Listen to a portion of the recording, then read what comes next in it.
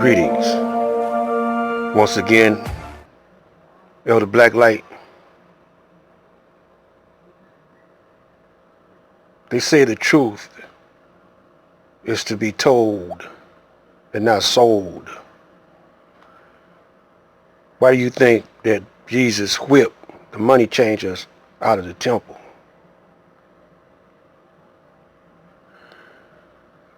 Now,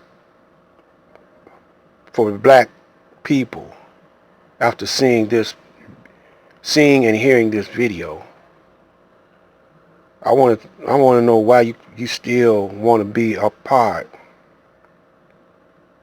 of this corrupt, satanic society they call the U.S. of A.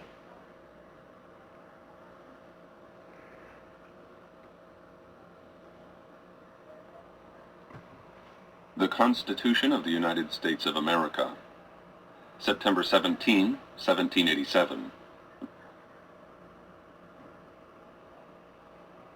Preamble. We, the people of the United States, in order to form a more perfect union, establish justice, ensure domestic tranquility, provide for the common defense, promote the general welfare, and secure the blessings of liberty to ourselves and our posterity, do ordain and establish this Constitution for the United States of America. Now,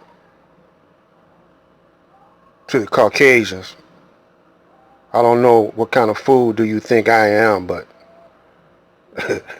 I ain't going for it. You know, you could tell those deaf, dumb, and blind boule Negroes anything, because the only thing they want is a fat paycheck. But to you brothers and sisters, you innocent brothers and sisters coming up, ain't nowhere in the world you want to be a part of this hellified nation. And you see that Constitution that I just showed you don't apply to us. Can I tell you something, man? Yeah. It's the first book I ever read.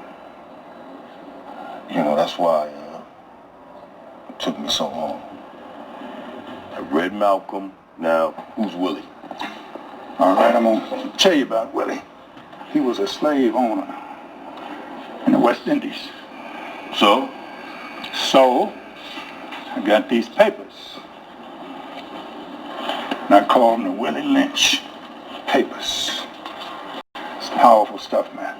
The term lynching, they got it from his name. So he was a master of keeping slaves in line. So American slave owners asked him to share his secret. In Virginia, 300 years ago, he gave this speech. He says, I have a foolproof method for controlling your slaves. I use fear, distrust, and envy for control purposes. He says, distrust is stronger than trust. And envy is stronger than adulation, respect, or admiration. You must pitch the old black male against the young black male, and the young black male against the old black male. You must use the female against the male, and you must use the male against the female. You must use the dark-skinned slave against the light-skinned slave. It is necessary that your slaves love, respect, and trust only us. It says the black slave, after receiving this indoctrination, shall carry on for hundreds of years, maybe thousands. I'm going to give this to you, and I'm going to let you read it. Wait, man. This is real. Don't matter if it's real, James. It matters if it's true.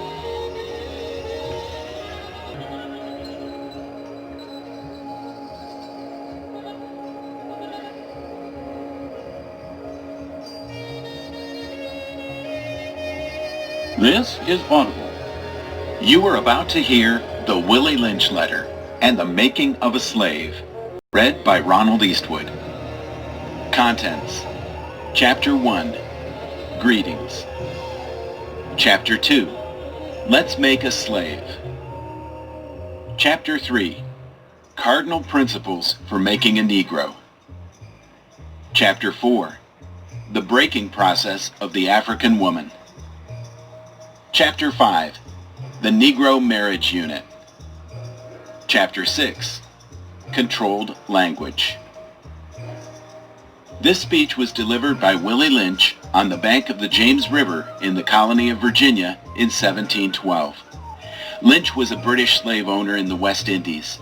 He was invited to the colony of Virginia in 1712 to teach his methods to slave owners there.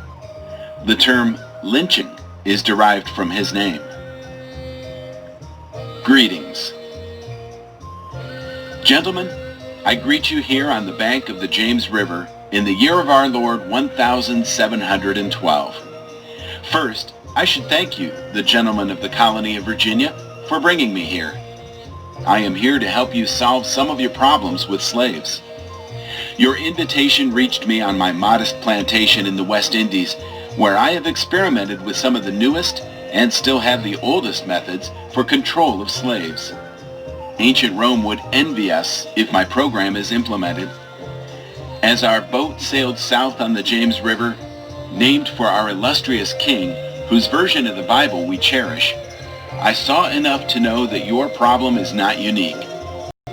While Rome used cords of wood as crosses for standing human beings along its highways in great numbers, you are here using the tree and the rope on occasions. I caught the whiff of a dead slave hanging from a tree a couple of miles back. You are not only losing valuable stock by hangings, you are having uprisings. Slaves are running away. Your crops are sometimes left in the fields too long for maximum profit. You suffer occasional fires. Your animals are killed. Gentlemen, you know what your problems are. I do not need to elaborate. I am not here to enumerate your problem. I am here to introduce you to a method of solving them. In my bag here, I have a foolproof method for controlling your black slaves. I guarantee every one of you that if you installed it correctly, it will control the slaves for at least 300 years. My method is simple.